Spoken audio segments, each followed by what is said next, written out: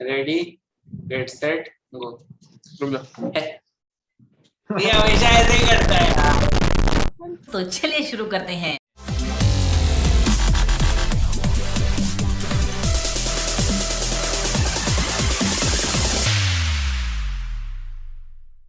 Hello everyone, कैसे हैं सबके सब। आज हम लोग टीएफसी पॉडकास्ट का एक नया एडिशन लेके आए हैं आपके लिए, जो कि होने वाला है यूरो 2020 के राउंड ऑफ 16 के फिक्सचर्स आ चुके हैं। मैच वीक 3 भी खत्म हो चुका है। आज हमारे साथ दो और पंडित जुड़े हुए हैं, आदित्य और मार्क, और आज हम इन डेप्थ डिस्कशन करने जा रहे हैं राउंड ऑफ 16 का, यूरो 2020 का। और देखा जाए तो काफी रोमांचक ये गेम रहा है, अभी तक टूर्नामेंट रहा है। आपके डेनमार्क बाहर होते होते अंदर आ गए, आपके क्रोएशिया भी काफी बुरे हालत में चल रहे थे, बट मॉड्रिच क्या ही खेले, अपने टीम को सिंगल हैंडेडली जिता के ले गए। और मेरा पहला प्रश्न मार्क आपसे है कि क्रोएशिया के बारे में बात की जाए, ज्यादा एजिंग स्क्वाड लगी मेरे को इस बार। मंजूकिच की कमी हमें साफ साफ दिख रही थी पहले दो मैचेस में, गोल्स की कमी, और फिर हमने देखा मॉड्रिच अपना गेम स्टेप अप किए हैं। तो क्या लगता है आपको राउंड ऑफ 16 में क्या होगा उनका? मुझे नहीं लगता कि क्रोएशिया मतलब कि उतनी अच्छे से खेल पाएगी, पर खेल भी स्पेन के खिलाफ रही है, तो कोई भरोसा नहीं है स्पेन का। मतलब कि उनके प्लेस काफी अच्छे होते हैं, पर आगे सबको पता है कौन है। टीम वर्नर के जुड़वे भाई अल्वारो मोराटा, मतलब कि क्या ही बोले, 2 पेनल्टी मिस कर चुके हैं, और मतलब कि इतना बकवास खेलते हैं वो, सारे चांस मिस कर देते हैं। और मतलब कि स्पेन उनके बिना ज्यादा अच्छा खेलेगी। जेरार्ड मोरिनो बहुत बढ़िया खेल रहे हैं, उनके परफॉर्मेंसेस काफी अच्छे रहे हैं, असिस्ट के साथ कंट्रीब्यूट किया है। और क्रोएशिया की बात करी जाए तो राउंड ऑफ 16 चाहे पार कर लें, बट उसके आगे उनको मुझे फ्यूचर दिखता नहीं है, क्योंकि उनके उनके स्क्वाड में जो लेग्स हैं काफी ओल्ड हो चुके हैं। और मॉड्रिच के ब्रिलियंस के थ्रू उन्होंने क्वालिफाई किया, क्या बढ़िया उन्होंने गोल मारा था। और देखा जाए तो स्पेन सिर्फ वीक ग्रुप में था काफी, इसलिए मुझे लगता है वो क्वालिफाई कर पाए। अगर वो राउंड ऑफ 16 के लिए एम कर रहे होते और ग्रुप ऑफ डेथ में होते तो फिर कहीं नहीं पहुंच पाते। नहीं, जाहिर सी बात है, हम देखते हैं कि क्रोएशिया में एक दो ही बढ़िया प्लेयर हैं, पेरिसिच हैं, आपके मॉड्रिच हैं। तो मैं आदित्य से स्पेशली ये पूछना चाहूंगा, मॉड्रिच का कैसा गोल लगा आपको as a Real Madrid fan? बहुत ही बढ़िया गोल था, outside of the boot. Modric जाने जाते हैं अपने outside of the boot passes के लिए भी, शॉट्स के लिए भी, और थ्रू बॉल्स जो उनकी हमने देखी है क्लब लेवल पे। और जैसे कि मार्क ने अभी बोला कि क्रोएशिया राउंड ऑफ 16 में सिर्फ और सिर्फ उन्हीं के ब्रिलियंस से पहुंचा है। उनके जो 3 मैचेस थे, इंग्लैंड के खिलाफ भी वो बेस्ट परफॉर्मर थे, इतना कुछ कंट्रीब्यूट नहीं कर पाए क्योंकि उन्हें पूरे मैच में मैन मार्क किया गया था, फाउल किया गया था। और चेक रिपब्लिक के मैच में भी वो बेस्ट परफॉर्मर थे, इस मैच में भी वो स्कॉटलैंड के खिलाफ बेस्ट परफॉर्मर थे। मेरे ख्याल से 35 के हैं लूका मॉड्रिच, और अभी भी वर्ल्ड क्लास हैं। लेकिन जैसा कि मार्क ने बोला कि आई don't think Croatia by chance अगर स्पेन से जीत जाए तो उसके आगे नहीं जीत। आदित्य, आप ला लीगा पंडित हैं, तो ये आपसे मेरा सवाल है, प्रश्न है कि स्पेन इतने चांसेस मिस करने के बाद भी 5-0 जीता। हमने देखा दो मैनचेस्टर सिटी के खिलाड़ी क्या ही बढ़िया खेले, एक स्ट्राइकर के रूप में खेले थे फर्रान टोरेस, हाफ टाइम के बाद आए और 30 सेकंड के बाद ही मतलब गोल मार दिया, अच्छा एकदम फ्लिक कर दिया। और एमरिक लापोर्ट की हम बात करें, क्योंकि फ्रांस में देशों ने बिल्कुल भी चांस नहीं दिया उनको, सीट गर्म करते रहते थे फ्रांस के लिए, बट यहाँ पे स्पेन में काफी अच्छे परफॉर्मेंसेस दिए हैं। साथ ही एरिक गार्सिया के साथ, जो हम देखे, एरिक गार्सिया का रिकॉर्ड उतना अच्छा तो नहीं है था सिटी के साथ, बट अगर उनको प्रॉपर होल्डिंग मिडफील्डर जैसे बुस्केट्स थे इस बार, तो उनको काफी अच्छा अपना रोल मिला, क्योंकि बॉल कैरिंग का उनका फिर कुछ काम ही नहीं बचा, वो सारा आपके बुस्केट्स कर रहे थे। तो स्पेन के लिए क्या लगता है, क्या होगा राउंड ऑफ 16? नहीं, जैसे अभी बात की Eric Garcia, I don't think quality player है। वो तो स्लोवाकिया के स्क्वाड में कोई स्ट्राइकर नहीं है प्रॉपर, एक midfielder, attacking midfielder Andre DUDA striker खेलते हैं, इसलिए शायद उन पे उतना प्रेशर नहीं पड़ा और बढ़िया खाने से जीत गए। लेकिन अगर हम 2 या 3 साल पहले की बात करते स्पेन वर्सेस क्रोएशिया, तो बहुत ही क्लोज मैच माना जाता, लेकिन वो अलग रीजन की वजह से माना जाता कि दोनों टीम स्ट्रांग थी। अब अगर हम बात करें तो अभी भी क्लोज है, लेकिन दोनों टीम्स वीक हैं। जैसे अभी मार्क ने बात करी अलवारो मोराटा, मेरे ख्याल से वो टीमो वर्नर के जुड़वा भाई नहीं है, बड़े भाई हैं, क्योंकि ये ट्रेंड उन्होंने ही सेट किया था चेल्सी में। और 2 पेनल्टी मिस कर चुके हैं, एक खाली गोल पे रिबाउंड भी मिस कर चुके हैं जेरार्ड मोरिनो की पेनल्टी से। बहुत चांसेस मिस किए हैं, और इस मैच में स्पेशली अच्छा नहीं खेले। पाब्लो सराबिया बहुत अच्छा खेले थे इस मैच में। और आई बिलीव अगर इस ग्रुप स्टेज से इस स्लोवाकिया वाले मैच के अलावा हम एक पॉजिटिव प्लेयर्स की बात करें, तो मेरे ख्याल से पेड्री जो बार्सिलोना के प्लेयर हैं, उनका परफॉर्मेंस तीनों मैचेस में काफी अच्छा रहा है, पेड्री और कोके। और ये कहते हुए बहुत ही बुरा लग रहा है, क्योंकि एक रियल मैड्रिड सपोर्टर हूँ, लेकिन एज अ न्यूट्रल भी अगर देखें तो पेड्री का फ्यूचर बहुत बड़ा है फुटबॉल में। और आई बिलीव स्पेन क्रोएशिया को हरा देगा, लेकिन उसके आगे क्योंकि वो इतने चांसेस मिस करते हैं, हमने अपने स्पेन के पॉडकास्ट में भी बात की थी जब हमने स्पेन का एनालिसिस किया था कि बहुत मुश्किल होगा, कि कोई क्लिनिकल स्ट्राइकर नहीं है। तो इसीलिए आई डोंट थिंक इस मैच के बियॉन्ड, ये मैच शायद जीत जाएंगे, इसके बियॉन्ड शायद कोई मैच नहीं जीतेंगे। मुझे लगता है कि स्पेन की स्क्वाड में भले ही चांसेस मिस कर रहे हैं, बट हम लोग ऐसे तो चेल्सी को भी देखें तो टीमो वर्नर कितने चांस मिस कर रहे थे, बट चैंपियंस लीग तो जीते गए ना। तो कुछ भी हो सकता है। हम लोग जानते हैं कि स्पेन काफी अच्छा कोच है, उनके पास अच्छी टैक्टिक्स हैं, बट उनको इम्प्लीमेंट उस दिन में होता है कि नहीं, वो देखना जरूरी है। और कहीं ना कहीं सर्जियो रामोस की कमी हमको दिख रही है पेनल्टीज के चक्कर में, सारी पेनल्टीज मार देते थे वो। ब्रूनो फर्नांडिस से भी बढ़िया उनका रिकॉर्ड है पेनल्टीज से। तो मुझे लगता है कि रामोस को बुलाना चाहिए था, एनरिके को। बट अगले मैच पे हम लोग चलते हैं। मार्क, आपसे मेरा सवाल है वेल्स। वेल्स की हम बात करते हैं तो हमारे पास ऐसी कुछ बढ़िया, मतलब जैसे हमारे पास कुछ ऐसी ओवरऑल टीम नहीं है जो एकदम बराबर लेवल पे खेले। हमारे पास इंडिविजुअल नाम आते हैं, जैसे रैमजी हो गए, बेल हो गए, आपके पास डेविड ब्रुक्स भी हैं, बर्नमथ में अच्छा खेलते थे, और डैनियल जेम्स काफी ज्यादा इम्प्रेस किए हैं, भाग भाग के गोल मारने के चक्कर में काउंटर पे काफी अच्छा खेलते हैं। तो क्या लगता है आपको, कितना चांस होगा उनका? डेनमार्क के खिलाफ वो खेल रहे हैं, उनके खिलाफ मेहले हैं जो काफी अच्छा डिफेंड कर लेते हैं। तो आपको क्या लगता है कि क्या स्ट्रेटजी रहनी चाहिए आपके वेल्स की? नहीं, वेल्स एक सर्टेन स्ट्रेटजी ऑलमोस्ट हर मैच में इम्प्लीमेंट करता है कि वो अपना कॉम्पैक्ट रहेंगे, और जब चांसेस मिलेंगे वो अपने फास्ट जो और वाइड फॉरवर्ड्स को स्प्रेड करते हैं और लॉन्ग थ्रू बॉल्स डालते हैं, और कभी कभी रैमजी भी अच्छे अच्छे रन डालते हैं बीच में से।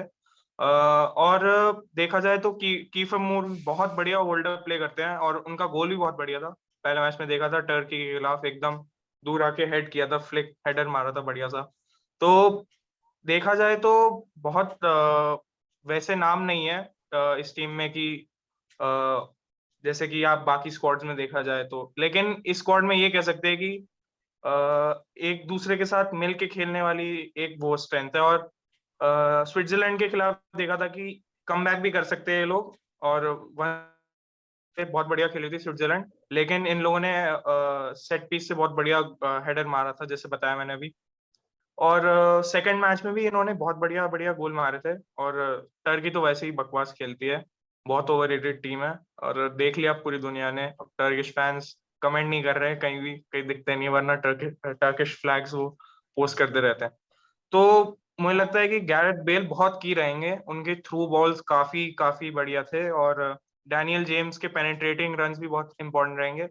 और डेविड ब्रुक्स भी बहुत बढ़िया खेले थे जब वो आए थे स्विट्जरलैंड के खिलाफ, क्योंकि वो एक डिफरेंट टाइप के प्लेयर हैं, और वो एक एलिगेंस एग्जूट करते हैं जो डैनियल जेम्स और गैरेथ बेल में अब नहीं रही है। और देखा जाए तो काफी स्ट्रांग टीम है, और डेनमार्क को एक तगड़ी टक्कर देगी, क्योंकि अब उनके पास एरिक्सन जैसा प्लेयर नहीं रहा। जी बिल्कुल। और डेनमार्क की मैं बात करूं तो मेरे दिमाग में दो शब्द आते हैं आदित्य, एक है ग्रिट और एक है डिटर्मिनेशन। क्या ही कमाल का इन्होंने परफॉर्मेंस दिया लास्ट गेम में अपने। और एक पर्टिकुलर प्लेयर मेरे को सबसे ज्यादा इम्प्रेस किए हैं, वो है डैम्सगार्ड। कितना ही बढ़िया खेलते हैं वो, अभी से दिखा रहे हैं, 20 साल का लड़का है, लोग इसे फिल फोर्डन से भी कंपेयर कर रहे हैं जो वो मैन सिटी में खेलते थे। और क्या ही अच्छी परफॉर्मेंस डाली है, क्या ही गोल मारा था, थोड़ा सा बताएं आदित्य, क्या फ्यूचर है उनका और इस डेनमार्क टीम का? नहीं, ऑब्वियसली फ्यूचर तो काफी ब्राइट है। बहुत कई यंगस्टर्स हैं स्क्वाड में, जैसे डैमस्टार्ट की बात करी और मायला हैं और डैनियल वास एक्सपीरियंस्ड हैं, लेकिन उनका भी इस टूर्नामेंट में रिसर्जेंस टाइप का दिखा है। क्लब करियर उतना अच्छा नहीं रहा वेलेंसिया के साथ। और एरिक्सन के उस इंसिडेंट के बाद पूरी स्ट्रेटेजी चेंज करी 2 गेम्स में। 3 at the back, 2 wing backs और 2 होल्डिंग मिडफील्डर्स, होइबियर और डेलेनी के साथ खेलते हैं। और पूरा लाइसेंस दिया हुआ है डैम्सगार्ड, ब्रेथवेट और यूसुफ पोल्सन को कि जाके वो अपना फ्लेयर दिखाएं। और मार्टिन ब्रेथवेट के केस में वो चांसेस के एंड पे रहें और कुछ 1-2 क्रिएट भी करें। तो ऑब्वियसली स्ट्रेटेजी चेंज करी और काफी फायदा था। लास्ट मैच में बड़ा डॉन्टिंग सा टास्क था 2 के गोल डिफरेंस से जीतना। एक तो गोल रशिया ने फ्री में गिफ्ट कर दिया, लेकिन एक पेनल्टी जो कि नहीं देनी चाहिए थी मेरे ख्याल से, वो रशिया को मिली। और उसके बाद हमने देखा क्रिस्टनसन का क्या बढ़िया गोल था, एकदम ड्राइवर शॉट था एकदम टॉप कॉर्नर में। और यही है कि कभी भी अपना वो लूज नहीं किया, मतलब बहुत ग्रिट दिखाया उस मैच में, कभी भी अपना होप लूज नहीं किया, लास्ट तक लड़ते रहे। और एक फोर्थ गोल मार दिया तो उसके बाद से नर्व सेटल हुई। और आई बिलीव जो मोटिवेशन मिला है इस डेनमार्क स्क्वाड को एरिक्सन के उस इंसिडेंट के बाद, कि जैसे हमने देखा क्रिस्टियनसन ने गोल मारने के बाद अपना गोल एरिक्सन को डेडिकेट किया, तो वो मोटिवेशन टूर्नामेंट के लेटेस्ट स्टेजेस में, जैसे अभी राउंड ऑफ 16 के मैच में वेल्स के खिलाफ, जैसे कि अभी मार्क ने बात की, वेल्स बहुत डायरेक्ट खेलते हैं, कॉम्पैक्ट खेलते हैं, काउंटर पे खेलते हैं। और दोनों का फॉर्मेशन मोर और लेस सिमिलर ही है, दोनों 3 एट द बैक के साथ खेलते हैं। तो मेरे ख्याल से बहुत क्लोज होगा। लेकिन इस मैच में आई बिलीव अगर ये मैच एक्स्ट्रा टाइम तक जाता है तो आई बिलीव डेनमार्क का जो ग्रिट है वो eventually it will get them through. बिल्कुल, क्योंकि डेनमार्क, जैसे कि हम देखते हैं, जब बार्सिलोना ने 6 टाइटल जीते थे पेप गार्डियोला के साथ, तब भी जो एरिक अबिडाल उनके लेफ्ट बैक थे, उनको कैंसर निकल गया था। इसकी वजह से पूरे स्क्वाड एकजुट होकर खेले थे और उन्होंने अंततः 6 टाइटल जीते। तो एक कहीं ना कहीं वो हमको एकता वाली फीलिंग यहाँ पे दिखती है, यूनिटी वाली। बात करते हैं आगे, अगले मैच काफी ज्यादा इंटरेस्टिंग होने वाला है। पर्सनली देखा जाए तो दोनों ही मेरी एक तरह से बेस्ट 2 फेवरेट टीम्स हैं, Belgium versus Portugal, round of 16। Mark, मेरा आपसे सवाल है, केविन डे ब्रुयना क्या ही प्लेयर हैं बेल्जियम के लिए, और चैंपियंस लीग फाइनल में इतना अच्छा नहीं खेले थे, बट इंजरी से वापस आए हैं। माइंडसेट उनका देखा जाए तो क्या ही बढ़िया माइंडसेट के से खेले हैं और सेकंड हाफ में आए। उनका इंटरव्यू मैंने देखा तो हमने भी देखा कि उनके लेफ्ट साइड का फेस का कुछ भी उन्हें सेंसेशन नहीं है। उनकी डेंटल नर्व सारी गड़बड़ा गई हैं इधर से उधर, 6 महीने लगेगा उसको ठीक होने में। उसके बावजूद क्या परफॉर्मेंस डाली है, दूसरा गेम जिताया है अपने बलबूते। और हजार्ड भी अच्छा खेले थे, बट केविन डे ब्रुयना का जो जैसे ही इम्पैक्ट था वो काफी अच्छा था। सेकंड गेम में भी मैन ऑफ द मैच, दोनों गेम में man of the match Romelu Lukaku को असिस्ट पे असिस्ट दिए जा रहे हैं। क्या लगता है आपको केविन डे ब्रुयना के बारे में और इस बेल्जियम स्क्वाड के बारे में? नहीं, as a United fan, I hope that this they won't come Euros में कि डे ब्रुयना ऐसे बढ़िया खेलेंगे, बट बहुत बढ़िया खेले। और क्या बोलते हैं, उनने बहुत बढ़िया असिस्ट दिया था, जो उन्होंने मूवमेंट दिखाई थी बॉक्स में और अवेयरनेस दिखाई पास करने के लिए, कि प्लेयर को पिक आउट करना है गोल पे देखने से पहले, उन्होंने बहुत बढ़िया पास दिया था। और गोल तो it was quite a powerful shot और एकदम ब्लास्ट कर दिया था कॉर्नर में। बहुत एक्यूट एंगल था, फिर भी उन्होंने गोलकीपर को बीट किया। और बहुत कैस्पर स्माइकल बहुत बढ़िया गोलकीपर है, फिर भी उन्होंने गोल मारा, बहुत बढ़िया गोल था। तो मुझे लगता है कि बेल्जियम काफी बढ़िया खेली है और लुकाकू उस टीम के फोकल पॉइंट रहे हैं अभी तक। और डे ब्रुयना भी बहुत ज्यादा ही बढ़िया खेल रहे हैं जब से वापस आए हैं। हैजार्ड का भी इम्प्रूवमेंट देखने को मिला कि मैं जैसे जब हम डिस्कस कर रहे थे बेल्जियम स्क्वाड के बारे में, तब मैं बात कर रहा था कि जब आप नेशनल टीम में आते हैं तो आप दूसरे प्लेयर्स के साथ खेलते हैं, अपने होम कंट्री के टीममेट्स के साथ खेलते हैं, तो आपका एक डिफरेंट एनवायरनमेंट रहता है, डिफरेंट सेटअप रहता है। तो आपको एक अलग फीलिंग आती है और आप अपने हंसी मजाक के साथ खेल सकते हो। और आप जैसे बचपन में खेलते थे दोस्तों के साथ, वैसे आप फ्रीली खेल सकते हो। और हैजार्ड को वैसे ही हमने देखा कि उनको नेशनल टीम के साथ वो लाइसेंस मिला और उन्होंने बहुत बढ़िया तरीके से अपने पोजीशन पे खेला। और लुकाकू का सबने देखा ही है क्या चेंज मिला, एकदम रोनाल्डो नजारियो की तरह खेल रहे थे, बढ़िया एकदम पीछे से बॉल कटा वटा के आगे जा रहे थे और एकदम उनकी पासिंग भी बहुत बढ़िया है, उनका जो टैक्टिकली बहुत इम्प्रूव करें और उनके 1-2s देखने को मिले हमको जो उन्होंने इम्प्रूव किया है। तो काफी काफी फोकल पॉइंट रहेंगे वो उस टीम के। और डिफेंस को भी देखा जाए तो आई डोंट थिंक सो उस ग्रुप में कोई रियल थ्रेट मिला उनके डिफेंस को जिस तरीके से बाकी टीम्स खेल रही थी। और जब हम पोर्चुगल के खिलाफ खेलेंगे तो देखेंगे तो तब पता चलेगा कि बेल्जियम का क्या होगा, क्योंकि आपको सबको पता ही है रोनाल्डो जिस फॉर्म से खेल रहे हैं उस डिफेंस को बहुत बढ़िया तरीके से टेस्ट किया जाएगा। अब पोर्चुगल की अलग से बात करी जाएगी। जी बिल्कुल, पोर्चुगल के लिए हमारे ला लीगा पंडित जिन्होंने 7 साल तक देखा है रोनाल्डो को ग्रो करते हुए, हम आदित्य से पूछना चाहेंगे, रोनाल्डो की तो बात की ही जाए, Portugal in general attacking wise कोई फ्लॉ नहीं है, डिफेंसिव वाइज क्या कोई फ्लॉ नहीं है? क्या कांसेलो का एक्सक्लूजन बहुत बड़ा फैक्टर हो सकता है यहाँ पे कि वो जीते ना जीते, या फिर समेडो की जगह आपके लेस्टर सिटी के राइट बैक हैं परेरा, रिकार्डो परेरा, उनको लाना चाहिए था क्या? क्या ये बड़ा कंसर्न हो सकता है पोर्चुगल के नहीं, लिए? आई बिलीव जो राइट बैक का सिचुएशन है जिसमें नेल्सन सेमेडो को काफी क्रिटिसाइज किया गया है, जैसे अभी होजे मोरिनियो का इंटरव्यू था उसमें उन्होंने बोला था कि it's not Nelson Semedo, it's the situation he was put in. कि अगर हम देखें तो जर्मनी वाले मैच में विलियम कार्वालियो को आगे खिलाया था, एक नंबर 8 की तरह खिलाया था, होल्डिंग मिडफील्ड के रोल से आगे खिलाया था। तो उनके साइड पे ना बर्नार्डो सिल्वा ट्रैक बैक कर रहे थे और वो डिफेंसिवली आइसोलेट हो गए थे, तो पूरे मैच में उन्हें काई हैवर्ट्स, रॉबिन गोजेंस और थॉमस मुलर इन तीनों को एक अकेले ही झेलना पड़ा। आई बिलीव वो मैच तो एक्सपेक्टेड था, that was a tactical flaw Fernando Santos का। और अगर हम फ्रांस के खिलाफ बात करें तो फॉर्मेशन चेंज किया था, हमें रेनाटो सांचेज को स्टार्ट कराया और ऑब्वियसली उससे जो मिडफील्ड में एक डायनामिज्म आया उसका काफी फायदा हो सकता है उन्हें बेल्जियम के खिलाफ। और हमने देखा सब्स्टिट्यूट एज ए सब्स्टिट्यूट आए थे पालिनिया, उनका भी बहुत ही अच्छा मैच था। I believe second best player थे उस मैच में मेरे लिए रोनाल्डो के बाद। और अगर हम वैसे बात करें तो ऑन पेपर जैसे Bernardo Silva, Ronaldo, Diogo Jota है, तो ऐसा कोई फ्लॉ नहीं है। रोनाल्डो के 5 गोल और 1 असिस्ट है, तो उनका फॉर्म बहुत बढ़िया है।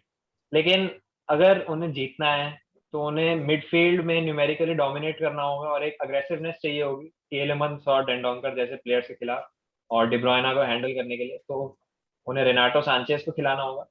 और डैनिलो पेरेरा तो ठीक खेले, विलियम कार्वालियो उतना अच्छा नहीं खेले, उनकी जगह शायद पालिनिया को कर सकते हैं। और थोड़ा सा कॉम्पैक्ट रहना होगा क्योंकि आप ऐसे एक्सपोज नहीं छोड़ सकते नेल्सन सेमेडो को फ्लैंक पे। राफेल गुरेरो को भी हमने देखा कुछ कुछ दिक्कतें आई थी जर्मनी के खिलाफ, लेकिन फ्रांस के खिलाफ बहुत अच्छा इंप्रूवमेंट था। शायद लास्ट में वो थोड़ा डिबेटेबल था ब्रूनो फर्नांडिस का किंग्सली कोमान पे चैलेंज, लेकिन अगर रेफरी ने नहीं दिया तो किसी तरह से पोर्चुगल क्वालिफाई कर गया। लेकिन अगर हम इस मैच की बात करें, इससे आगे भी बात करें, क्योंकि जो ये मैच जीतेगा उसका नेक्स्ट मैच होगा मोस्ट प्रोबेबली इटली के साथ। तो उस मैच में भी अगर हम देखें तो इस मैच से कुछ लेसन अगर वो ले सकें, पिछले मैचेस से ले सकें, तो आई बिलीव उन्हें लेने चाहिए। लेकिन पोर्चुगल के chances I believe solely depend करते हैं कि वो क्या क्या खिलाएंगे, करेक्ट प्लेयर्स खिलाएंगे कि नहीं। क्योंकि अगर आप विलियम कार्वालियो जैसे प्लेयर्स को खिलाएंगे तो कोई चांस नहीं है कि वो डी ब्रुयना को रोक सके। और मैं मुझे एक पॉइंट लगता है ऐड करना चाहूंगा कि जब फर्नांडिस हमेशा खेले अभी तक पोर्चुगल के लिए, हमेशा वो डीपर रोल में खेले हैं। और जो पोर्चुगल का सेटअप है वो उस सेटअप में उनको कॉम्पैक्ट रहना पड़ता है। लेकिन देखा जाए तो इस बारी उनको एकदम आगे फ्लॉक करा जा रहा था रोनाल्डो के बगल में रहने के लिए, और वो बिल्कुल भी इम्पैक्ट नहीं कर पा रहे थे गेम को। तो अगर फर्नांडिस को खिलाना भी नहीं है तो मुझे लगता है कि मोटिनियो की जगह नेवेज जैसे प्लेयर को खिलाना चाहिए जो दूर से मतलब शॉट भी ले सकते हैं और बढ़िया बढ़िया पासेस भी मोटिनियो के बराबर दे सकते हैं, क्योंकि मोटिनियो को देखा था शॉट्स मार रहे थे बाहर से बिल्कुल, और बिल्कुल भी अच्छा नहीं दिया, और उनका इन्फ्लुएंस भी गेम पे काफी ज्यादा नहीं था। और सांचेस जैसे आदित्य ने बताया बहुत बढ़िया खेले थे। नहीं, बिल्कुल मैं रूबन डियास की बात करने वाला था, बट क्या ही बात की जाए, इतना अच्छा डिफेंस नहीं रहा है पिछले 2 मैचेस में। पहला मैच काफी अच्छा खेला था और देखते हैं आगे क्या होता है। मुझे लगता है कि पर्सनली पोर्चुगल, मुझे लगता है कि पोर्चुगल, मैं चाहता हूँ पोर्चुगल जाए राउंड ऑफ 16 से आगे, बट मुझे लगता नहीं है कि वो जा पाएंगे क्योंकि उनका डिफेंस सॉर्टेड नहीं रहेगा अगर तो, और उनके जो है प्लेयर्स, अगर वो जैसे आदित्य ने बताया कि राइट प्लेयर्स पिक नहीं कर पाए, रूबेन नेवेस काफी अच्छे हैं, फ्री किक भी मार देते हैं रोनाल्डो की तरह ही, और काफी जरूरी भी है उनका इन्फ्लुएंस वहाँ पे। मिडफील्ड में कमांड करने के लिए, पासेस भी उनका विजन काफी अच्छा है। और अगले गेम पे बढ़ते हैं हम। अगला गेम है हमारा फ्रांस वर्सेस स्विट्जरलैंड। फ्रांस, मुझे लगता है कि तीनों लोग ही सहमति से फ्रांस आगे जानी चाहिए। क्या लगता है आपको मार्क? फ्रांस ही जाएगी, नहीं गई तो फिर बेइज्जती होगी, क्योंकि फ्रांस का जो स्क्वाड है उसके हिसाब से, एक तो मुझे लगता है कि देशों काफी रिएक्शनरी हैं, और मतलब कि ये उन्होंने वर्ल्ड कप तो जिताया, पर ये उनका एक फ्लॉ है कि वो काफी रिएक्शनरी है। वो वेट करते हैं कोई चीज होने के लिए कि वो चेंज लाए अपने टीम में। और लेकिन जब हमने पिछले मैच में देखा, उन्होंने टाइम से उन्होंने लुका डीनिया को डाला और फिर वो इंजर हो गए 2 मिनट बाद। ये उनके साथ काफी अनलकी हुआ। और रैबियो काफी बढ़िया खेले थे लेफ्ट बैक पे, तो ये भी एक ऑप्शन है कि अगर आपको ऑफेंसिव रखना है अपने डिफेंस को, तो आप रैबियो को लेफ्ट बैक पे खिला सकते हैं, क्योंकि वो काफी बढ़िया पेनिट्रेटिंग रन्स दे रहे थे लेफ्ट साइड से, और बहुत बढ़िया खेलते हैं। और आप सबने देखा ही होगा पॉल पोग्बा का क्या परफॉर्मेंस रहा था, शितांशु देखा ही होगा। और उन्होंने ऑलमोस्ट एक बहुत बढ़िया गोल भी मारा था, जस्ट सेव करा पेट्रिशियो ने, पोल से लग के साइड चला गया।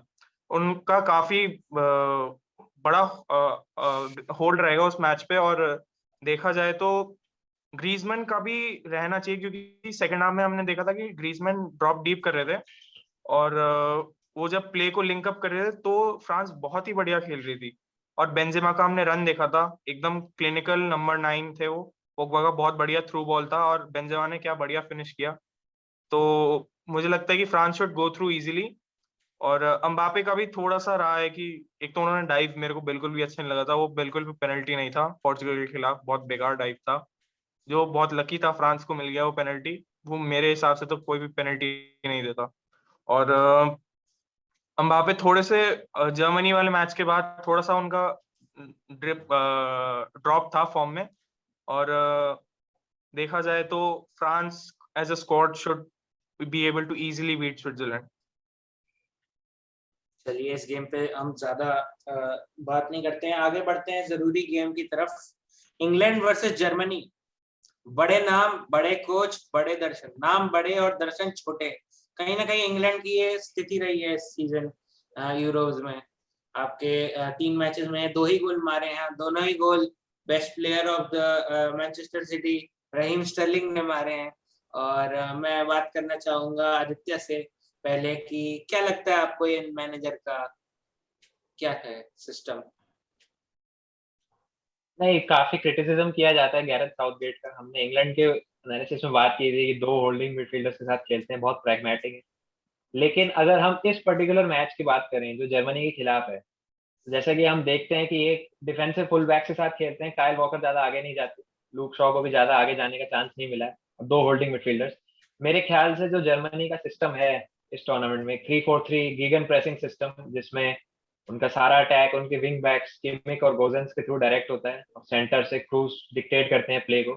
मेरे ख्याल से गैरेथ साउथगेट का सिस्टम इस पर्टिकुलर मैच के लिए इफेक्टिव हो सकता है काफी, क्योंकि वो अपने फ्लैंक्स को एक्सपोज नहीं छोड़ेंगे जैसे पोर्चुगल ने छोड़ा था। और हमने देखा है कि ये जर्मनी स्क्वाड यंग है, और इसमें एक्सपीरियंस प्लेयर्स की कमी है। नॉयर और क्रूज के अलावा, मैट सोमुल्स है, उनके अलावा कोई है नहीं एक्सपीरियंस ज्यादा। और हमने देखा लैप्स ऑफ कंसंट्रेशन भी हो सकता है, जैसे हंगरी के खिलाफ गोल हुआ था, फिर किक ऑफ पे ही गोल कर दिया था हंगरी, तो बेयरली एक लियोन गोरेट्स्का के गोल से पहुंचे थे। तो हमने देखा है कि they are prone to lapses of concentration. लेकिन क्रिटिसिज्म किया जाता है गैरेथ साउथगेट का कि ज्यादा चेंज नहीं करते हैं, बहुत प्रैग्मेटिक है। गेम अगर हाथ में भी हो तब भी ज्यादा चांस नहीं लेते जीतने का। जैसे चेक रिपब्लिक के खिलाफ भी हमने देखा कि उनकी हर मैच की सेम स्टोरी होती है कि पहले के 15-20 मिनट बहुत लाइवली रहते हैं, और मेरे ख्याल से तीनों मैचेस में पहले 20 मिनट में एक एक शॉट क्रॉसबार पे भी लगा है। लेकिन उसके बाद फिर पूरा मैच एक स्लॉग फेस्ट ही होता है, देखने में ज्यादा मजा नहीं है। लेकिन ये नॉकआउट मैचेस हैं, इसमें आप ज्यादा ओपन होके नहीं खेल सकते, नहीं तो आपको वही फेट झेलना पड़ेगा जो जर्मनी ने हंगरी के खिलाफ झेला, बेयरली क्वालिफाई करें बस। तो मेरे ख्याल से जितना भी चाहे क्रिटिसिज्म किया जाता हो, लेकिन इस मैच के लिए आई बिलीव उनका सिस्टम बहुत ही एप्ट है इस मैच के लिए। 2 होल्डिंग मिडफील्डर्स शायद गुंडोआन और क्रूज को शायद वो एट बे रखेंगे, और उनके पास टैलेंट है अटैकिंग में, जैसे हमने देखा इंडिविजुअल क्वालिटी बहुत है जैक ग्रिलिश में, और हैरी केन तो है ही, अभी तक अच्छा नहीं खेले लेकिन we all know what he can do. और राइट विंग पे मेरे ख्याल से साका अच्छा खेले थे, लेकिन उन्हें शायद खिलाया नहीं जाएगा। और स्टर्लिंग तो है ही, 2 गोल मारे हैं अभी तक उन्होंने इस टूर्नामेंट में। तो आई बिलीव क्रिटिसिज्म चाहे जितना भी हो, लेकिन इस मैच के लिए उनका सिस्टम काफी अच्छा है। मुझे लगता है कि मार्क आपसे अगला सवाल है कि मार्क आपसे हम सवाल करना चाह रहे हैं कि लेफ्ट बैक में लूक शॉ को खिलाएंगे तो लूक शॉ हम जानते हैं अटैकिंग काफी अच्छा एक सोर्स है both Manchester United and England के लिए, बट कहीं ना कहीं डिफेंसिवली उन ट्रिपियर के जितना बढ़िया नहीं डिफेंडिंग कर पाएंगे। तो क्या लगता है आपको लेफ्ट बैक पर ट्रिपियर खिलाना चाहिए या Luke Shaw? Seriously asking me that? Trippier नहीं, मुझे नहीं लगता कि जर्मनी के खिलाफ उनको खेलना चाहिए। वो एक्सपोज हो जाएंगे अगर लेफ्ट बैक पे खेलेंगे इसके खिलाफ। कौन है, ग्नाब्री के खिलाफ, क्योंकि ग्नाब्री यूजुअली वाइड चले जाते हैं अपने सेंट्रल रोल से और वहां से वो ड्रिबल करके आगे आना चाहते हैं। तो मुझे लगता है कि उल्टी तरफ पे खेलने से उनका गेम एक्सपोज हो जाएगा। और लूक शॉ अटैकिंग वाइज काफी बढ़िया रहे हैं, उन्होंने बहुत सारे बॉल्स आगे डाली हैं जो स्टर्लिंग जैसे प्लेयर कभी गोल मार नहीं पाएंगे। तो फिर वो उनकी गलती नहीं है। और हमने देखा ही था कि ग्रिलिश कितना बढ़िया खेल रहे सब। अब गैरेथ साउथगेट को पता चल गया होगा कि क्यों इंग्लैंड फैंस बैक कर रहे थे कि ग्रिलिश को स्टार्ट करा जाए। बहुत ही बढ़िया उन्होंने बॉल डाला था, एकदम बढ़िया फ्लोट किया था बॉल को, और स्टर्लिंग के लिए बस आराम से, अगर वो भी नहीं मारते तो फिर स्टर्लिंग को निकाल ही देना चाहिए था टीम से। तो स्टर्लिंग मतलब अच्छा खेले, उनके रन्स काफी अच्छे रहे हैं, लेकिन बात वही है कि can you hold your bottle, house your bottle. तो इन दी एंड उन्होंने मिस कर दिए थे काफी सारे चांस, और against teams like Germany you cannot afford that. और मुझे लगता है कि ऑब्वियसली ये करा नहीं जाएगा, बट हैरी केन को हमको निकाल देना चाहिए और और उनकी जगह मतलब कि कैल्वर्ट लोइन को खिलाना चाहिए। और हैरी केन मुझे नहीं लगता कि कुछ कर पा रहे हैं, क्योंकि वो इंजर्ड है, वो भाग भी नहीं पा रहे हैं, वो 75% पे खेल रहे हैं। और आपने नोटिस ही किया होगा कि एक दो बारी थ्रू बॉल्स डालने पर भी वो खेल नहीं पाए हैं ढंग से और भाग भी नहीं पाए हैं। और एक बढ़िया चांस भी था जिसके लिए उन्होंने कट बैक किया था, लेकिन वो अच्छा खेला था उस चांस पे, लेकिन फिनिश नहीं कर पाए थे। और राइट साइड की बात करी जाए तो साका बढ़िया खेले थे, लेकिन साका एक्चुअली बहुत बढ़िया खेले थे, और फिर फोर्डन अच्छे नहीं खेले अभी तक। लेकिन मैं सैंचो को चांस देना चाहूंगा। सैंचो बहुत बढ़िया है, और सबको पता है कि जर्मनी के खिलाफ वो उनका मन कर रहा होगा खेलने के लिए, क्योंकि बुंडेसलीगा में खेलते हैं और काफी सारे उन प्लेयर्स को जानते भी होंगे उस स्क्वाड में। तो सैंचो जानते भी होंगे क्योंकि मैट समल्स उनके टीममेट्स हैं वगैरह वगैरह। तो काफी बढ़िया और इंटरेस्टिंग रहेगा अगर सैंचो खेलेंगे, लेकिन मुझे लगता है वो फिल फोर्डन के साथ स्टिक करेंगे। इसी पे एक और पॉइंट मैं ऐड करना चाहूंगा, जो हैरी केन की हमने बात करी कि ऑब्वियसली उनकी फिटनेस नहीं है, लेकिन आई डोंट थिंक ये इंजरी की वजह से है। मेरे ख्याल से जैसे जब होजे मोरिन्यो मैनचेस्टर यूनाइटेड के मैनेजर थे, जब उन्हें सैक किया गया था और जब ओली गुनार सोल्शायर को अपॉइंटमेंट दिया गया था, तो हमने देखा था कि फिटनेस लेवल्स बहुत लो थे हर एक प्लेयर के। जैसे हमने लूक शॉ को देखा, उनका क्या रिजुविनेशन हुआ है ओली के अंडर। और टॉटनहम के साथ भी सेम प्रॉब्लम है कि पीछे रहते हैं, काउंटर पे खेलते हैं। तो जो हैरी केन, जो उनकी होजे मोरिन्यो की पिछले 2-3 टीम्स में अगर हम देखें, तो जब भी वो उनको सैक किया जाता है तो वो ऐसा एटमोसफेयर भी और टीम के जो फिटनेस स्टैंडर्ड्स भी होते हैं, क्योंकि उनकी टीम्स बिल्कुल प्रेस नहीं करती, पीछे रहते हैं, कॉम्पैक्ट रहते हैं, प्रेस बहुत कम करते हैं। तो मेरे ख्याल से जो उनका फिटनेस में ड्रॉप हुआ है वो मोरिनियो की कोचिंग की वजह से हुआ है, उनकी इंजरी की वजह से। नहीं, उनका इंजरी भी थोड़ा सा इम्पैक्ट किया था, क्योंकि उनके राइट एंगल में जैसे वो कह रहे थे कि हर साल उनका एक्ट कर ही जाता है और उनको 2-3 महीने बैठना पड़ता है। लेकिन हाँ, आप जैसे कह रहे हैं कि फिटनेस की काफी काफी बुरा हाल हो जाता है, जैसे जोजे मोरिनियो किसी टीम को लीव करते हैं, और ये दिखाई था हमको उनके पिछले 2 टीमों में। बिल्कुल, अब हम आगे बढ़ते हैं अपने लास्ट के 3 गेम बचे हैं, 2 में तो क्या ही बात की जाए। आपके इटली वर्सेस ऑस्ट्रिया, हम सब जानते हैं इटली कंटेंडर्स हो सकते हैं जीतने के लिए, और मुझे लगता है इटली आगे जाएगी। तो इसके बारे में मैं मार्क से पूछना चाहूंगा कि क्या लगता है आपको, फटाफट से बता दीजिए। नहीं, ये जरा सी बात है कि इटली ही क्वालिटी, और इटली का क्वालिटी सबने देखा ही है, और उनको डार्क हॉर्सेस की तरह ट्रीट करा जा रहा था, मैं भी ट्रीट कर रहा था। लेकिन अभी उनके परफॉर्मेंस के हिसाब से उन्हीं को थ्रू होना चाहिए, क्योंकि देखा जाए इंसिनिया काफी बढ़िया खेल रहे हैं, और लोकाटेली बहुत बढ़िया खेले हैं और इमोबली भी बहुत बढ़िया खेल रहे हैं। तो फ्रंट थ्री उनका बढ़िया से चल रहा है और मिडफील्ड भी काफी बढ़िया फंक्शन कर रहा है। डिफेंस एजिंग है लेकिन फिर भी बहुत कॉम्पैक्ट रही है और कीपर तो है ही उनके पास, डोनारूमा बहुत बढ़िया। तो मुझे कोई चांस दिखता तो नहीं ऑस्ट्रिया का, लेकिन वो सिर्फ आलाबा और आर्नोटोविच जैसे प्लेयर्स की क्वालिटी के ऊपर डिपेंड करेगा कि वो कोई इंडिविजुअल ब्रिलियंस के थ्रू कुछ जनरेट कर सकते हैं या नहीं। आदित्य, नेक्स्ट सवाल आपसे है फटाफट से, हमारे पास टाइम की थोड़ी कमी है। स्वीडन वर्सेस यूक्रेन, स्वीडन में काफी अच्छे प्लेयर्स हैं आपके, आइसैक हैं, फोर्सबर्ग भी हैं शायद से। तो क्या लगता है आपको कि इस गेम में यूक्रेन के पास कोई चांस है कि नहीं? नहीं, चांस तो पूरा है क्योंकि शेवचेंको के अंडर यूक्रेन ने बहुत अट्रैक्टिव फुटबॉल खेला है। तो हमने देखा था कि पोजीशन बेस्ड फुटबॉल खेलते हैं यूक्रेन, वीक साइड, थोड़ी कम रैंकिंग वाली साइड के साथ, जैसे मेरे ख्याल से स्वीडन के खिलाफ खेलेंगे। और स्वीडन में बहुत ही स्टैंड आउट परफॉर्मर्स रहे हैं, जैसे फॉर्सबर्ग की बात की, इसाक मेरे ख्याल से बेस्ट प्लेयर है। फॉर्सबर्ग भी अच्छा, फॉर्सबर्ग की हमने बात की, इसाक की भी बात की, लिंडलॉफ और रॉबिन ओल्सन भी बहुत अच्छा खेले हैं। लेकिन मार्कस बर्ग ने एक दो चांस मिस किए, नहीं तो मेरे ख्याल से स्पेन के खिलाफ भी जीत जाते और स्पेन शायद क्वालिफाई ना करता। लेकिन हाइंडसाइट में ना देखते हुए अगर हम इस मैच में बात करें तो मेरे ख्याल से काफी अच्छा मैच हो गया एज अ न्यूट्रल, क्योंकि जब भी दो ऐसी साइड्स खेलती हैं जो उतनी टॉप पे नहीं होती तो वो उनके गेम्स मोर और लेस एंटरटेनिंग ही होते हैं। बाहर से देखने पे ऐसा नहीं लगता, लेकिन मैचेस काफी एंटरटेनिंग होते हैं। तो आई बिलीव यूक्रेन का अच्छा चांस होगा, आउटसाइड चांस है जीतने का, लेकिन स्वीडन जीत गया है। तो दोस्तों बस अभी फिलहाल एक लास्ट मैच हमारे पास बचा है, नेदरलैंड वर्सेस चेक रिपब्लिक। हम सब जानते हैं कौन जीतने वाला है। नेदरलैंड, मेम्फिस डिपाय क्या ही बेहतरीन फॉर्म पकड़े हुए हैं, विनाल्डम एकदम स्मूथ खेल रहे हैं। और मार्क, आप फटाफट से बताइए कि क्या चल रहा है, आपको क्या लगता है इस गेम में क्या होगा, वन नहीं, साइडेड होगा कि नहीं? Memphis Depay full of confidence रहे हैं और ये उनकी परफॉर्मेंस में भी दिखा था। और अभी अभी उनका ट्रांसफर भी हुआ है बार्सिलोना के जा रहे हैं और ये दिखाता है कि बार्सिलोना उसके टैलेंट को और उसके क्वालिटी को अप्रिशिएट करता है। और ये एक्सपेक्टेड था क्योंकि मेम्फिस डिपाई का हमने देखा क्या ही बढ़िया वो रन्स बना रहे हैं, ड्रिबल कर रहे हैं और काफी कोल्ड रहे हैं, आइस कोल्ड रहे हैं ब्रिटिश टर्म्स में बात करी जाए तो जैसे कि हमने देखा था कि मेम्फिस डिपाई का काफी बढ़िया रहा है और उनको बार्सिलोना ने खरीदा। वाइनाल्डम भी काफी बढ़िया रहे हैं, बार्सिलोना ज्वाइन करते करते पीएसजी चले गए। तो उनका क्वालिटी भी काफी बढ़िया रहा है और काफी फ्लेयर दिखाया उन्होंने इस टूर्नामेंट में। और फ्री फ्लोइंग फुटबॉल खेलते हैं नेदरलैंड्स।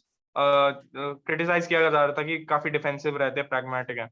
तो इंटरेस्टिंग रहेगा कि अब वो नॉकआउट स्टेजेस में कैसे खेलते हैं, क्योंकि पहले टूर्नामेंट के वो लोग काफी डिफेंसिव खेल रहे थे। तो यही इस बात पे काफी चर्चा रहेगी कि वो कैसा खेलेंगे। और मैनेजर का मेरी एज ए न्यूट्रल मैं तो चाहूंगा कि वो अपना ऐसे ही खेलते रहे और बढ़िया परफॉर्मेंसेस देते ही रहे। जी बिल्कुल, वैन डाइक की कमी बिल्कुल भी महसूस नहीं होने दी है वहां पे। नेथन आके मैनचेस्टर सिटी के खिलाड़ी काफी अच्छा मेकशिफ्ट मैं परफॉर्मेंस डालते हैं। डिलीट डिलीट बोलना चाहते हैं मेरे को लगता है, आपके मुंह से इतना आगे तो गलत नाम खेल भी नहीं निकल रहे। गया। डिलीट काफी अच्छा खेले हैं, बिल्कुल मैं मजाक कर रहा था। और आपके फ्रैंकी डियोंग भी काफी अच्छा खेले हैं, बार्सिलोना के लिए खेलते हैं। विनाल्डम नहीं आ पाए वहां पे, काफी दुख हो रहा होगा उनको, कितना अच्छा प्लेयर लूज कर दिया बार्सिलोना ने। तो यहाँ पे राउंड ऑफ 16 की चर्चा समाप्त होती है। दोस्तों हमें आशा है आपको हमारी ये वीडियो पसंद आई होगी, और if you like this podcast so like कर दीजिएगा, give a big thumbs up. और हम मिलते रहेंगे आप फिर से। मैं अपने दो पंडितों से का धन्यवाद करना चाहूंगा कि आपने अपना समय निकाला और हमें अपने ज्ञान से हमें प्रज्वलित करने आते रहे आप, हम ऐसा चाहेंगे। Aditya, last words. Last word तो मेरे ख्याल से टीम्स के ऊपर तो नहीं, क्योंकि हम टीम्स की बात कर चुके हैं, लेकिन जो ड्रॉ है काफी इंटरेस्टिंग है कि अगर हम ड्रॉ की लेफ्ट साइड देखें तो France, Spain, Portugal, Germany, Portugal, Belgium, Italy सारे वहीं पे हैं। तो काफी सारे जो कंटेंडर्स हैं एक ही साइड पे हैं, तो काफी इंटरेस्टिंग मैचेस रहेंगे उस साइड पे। और राइट साइड पे जैसे इंग्लैंड और नेदरलैंड्स जैसी टीम का चांस है, क्योंकि वो जीत गए तो उनके पास ज्यादा मुश्किल ओपोनेंट्स नहीं होंगे। तो मेरे ख्याल से ड्रॉ काफी इंटरेस्टिंग है, तो टीम्स के साथ साथ हमें ड्रॉ पे भी नजर रखनी चाहिए। मार्क। नहीं, आदित्य ने जैसे बोला कि लेफ्ट और राइट हैंड साइड्स पे अलग अलग उनकी अपनी क्वालिटीज हैं और मैचेस के अपने अलग इंटेंसिटीज रहेंगे। और हम यही आशा करते हैं कि अभी तक जैसे मैचेस रहे हैं वैसे ही हमको क्वालिटी और मजेदार फुटबॉल देते रहें, और हम भी आपके लिए क्वालिटी फुटबॉल कंटेंट लाते रहेंगे। एंड हमको सब्सक्राइब करना भूलिएगा मत। और अगर स्पॉटिफाई पे दे रहे हैं सुन रहे हैं तो फिर हमारे लिए वेट करिएगा, हम और भी पॉडकास्ट लाते रहेंगे आपके लिए। दोस्तों बस फिलहाल के वीडियो में इतना ही। अगर आपको वीडियो पसंद आया तो अभी कभी लाइक भी कर दीजिए, शेयर भी कर दीजिए, चैनल को सब्सक्राइब करना मत भूलिएगा, क्योंकि हम लोग आपके लिए ऐसी वीडियोस लाते रहते हैं। तब तक के लिए जय हिंद वंदे भारत, जय हिंद वंदे मातरम। मजा आया।